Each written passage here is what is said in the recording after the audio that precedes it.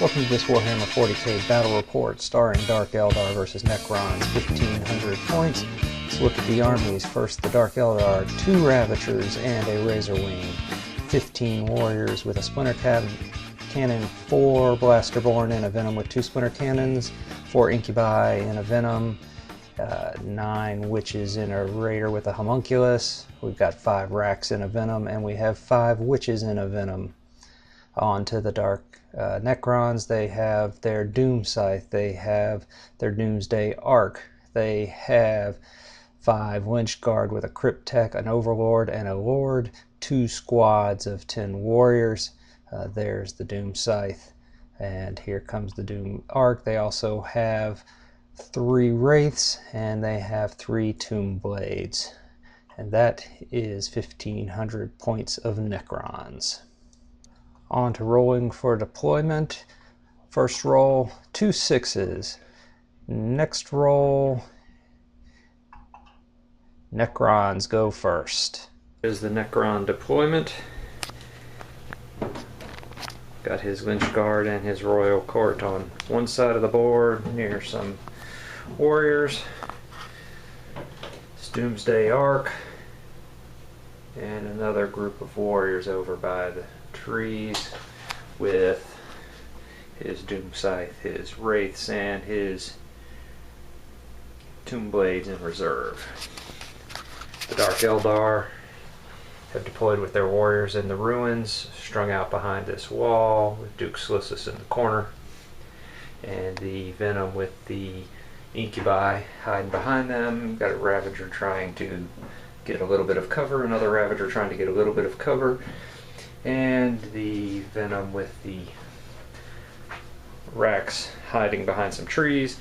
And then left in reserves is, of course, the Razor Wing, a Venom full of Blasterborn, a Raider full of Witches, and another Venom full of Witches. Those 3 are all going to Deep Strike. Alright, on to turn 1. Alright, so now re-rolling for your Warlord trait, moving 1 unit, 3d6. Alright. Yes. The mission is Purge the Alien. Deployment is a standard Dawn of War deployment. There is night fighting in effect. Next, I'm going to try and steal initiative. So on the initiative roll, what do I get? Oh, of course, it's a 3. Difficult terrain roll, gets a 4, ends up in the Mysterious Forest, and rolls a 6, getting a Razor Wing nest, which he ends up taking 4 hits from, and then it ends up causing 2 wounds, and then he ends up actually failing a save.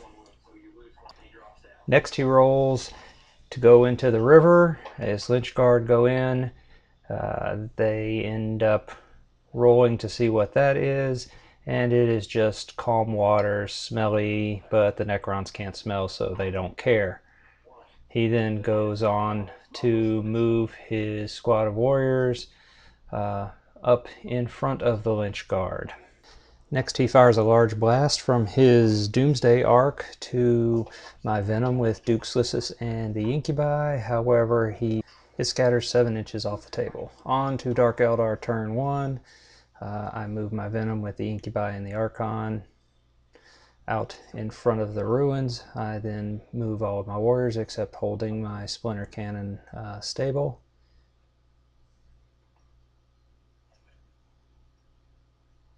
Next I move my Ravagers, make sure I keep a Jinx save and try and get line of sight on things.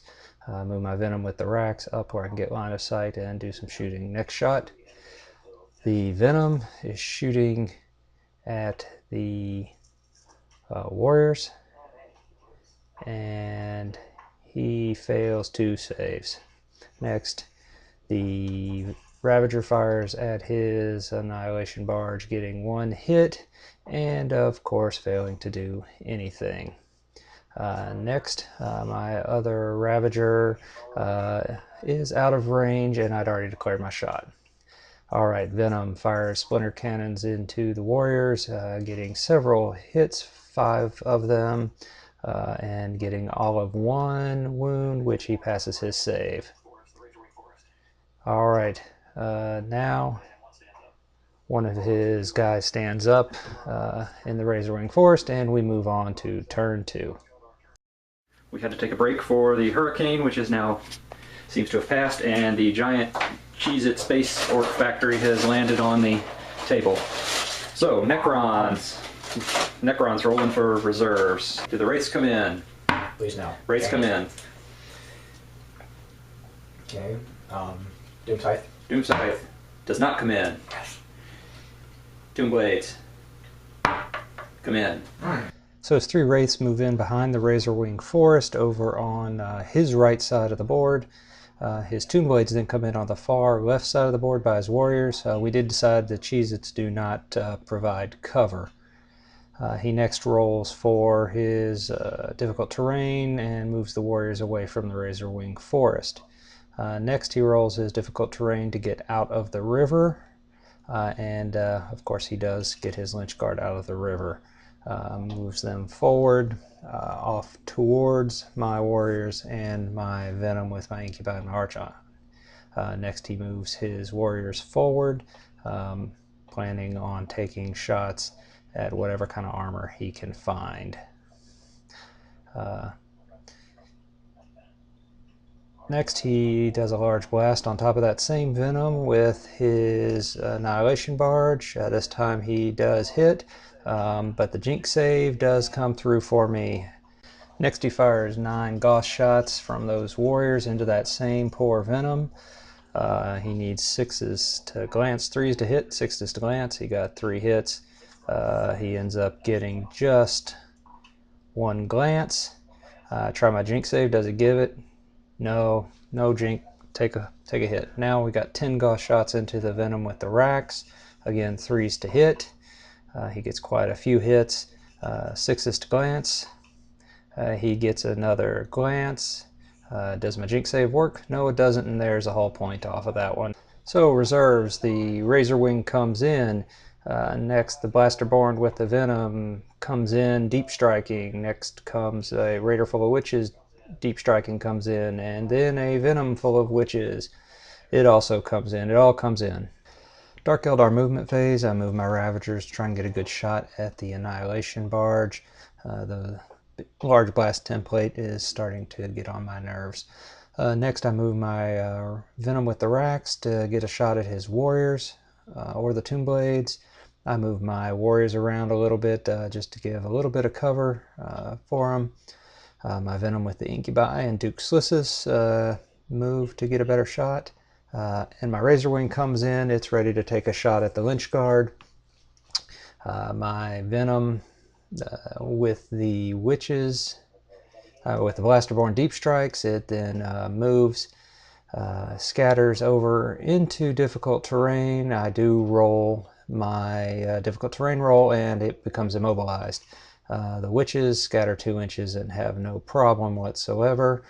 The Raider then comes in. It ends up scattering into the forest. The forest is the one with the attacking vines. I do pass my dangerous terrain test. I get hit with 2 vines, but neither of them manage to do any damage to me. Shooting phase, I fire my Venom into his warriors, causing several hits, 5 again. End up getting just 2 wounds, and he actually fails them both and has to lose a couple guys. Another Venom goes into the warriors and does not do a whole lot, just a couple of other wounds, of which he also fails one of the saves. Now pistols from the Witches on the Venom fire in, and they actually somehow do more damage than all my Venoms do. Anyway, and he ends up passing his saves, so no help. Razorwing fires his 2 Monoscythe missiles and fires both of his Dark Lances into the Lynch Guard. He ends up getting 2 direct hits, And then he also manages to hit with both of his Dark Lances. So total of 16 hits plus 2 Dark Lance hits. The Dark Lances are in blue.